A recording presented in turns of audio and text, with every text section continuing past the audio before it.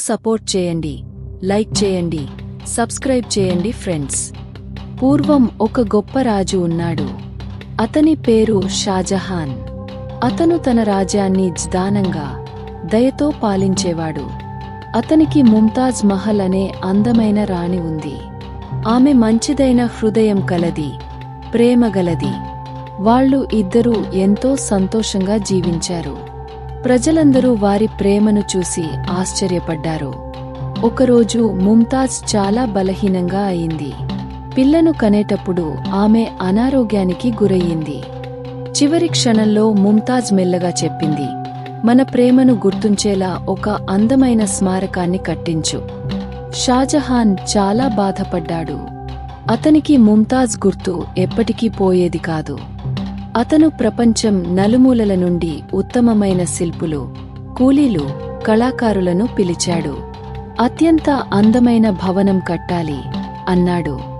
యమునా నది ఒడ్డున నిర్మాణం ప్రారంభమైంది. వేలాది మంది కూలీలు పగలు రాత్రి పనిచేశారు.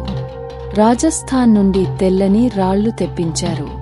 అవి చంద్రుడిలా మెరుస్తున్నాయి. పై భాగంలో పెద్ద గుంబజ్ కట్టారు.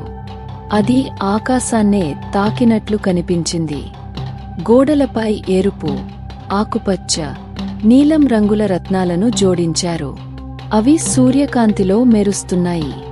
తాజ్ చుట్టూ పూలతో నిండిన అందమైన తోటలు చేశారు. నీటి ఊటలు కూడా ఉన్నాయి. ముందు ఒక పొడవాటి చెరువు కట్టారు. అందులో తాజ్ ప్రతిబింబం చూసి అందరూ మంత్రముగ్ధులయ్యారు. గోడలపై పవిత్రమైన వచనాలు చెక్కించారు. అవి ప్రేమ, శాంతి గురించి చెబుతాయి.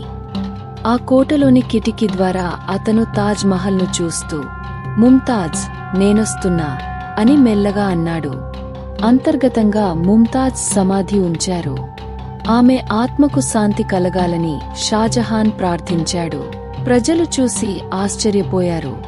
ఇంత అందమైన భవనం ఎప్పుడూ చూడలేదు అన్నారు. కాలం గడిచింది. షాజహాన్ వృద్ధుడయ్యాడు.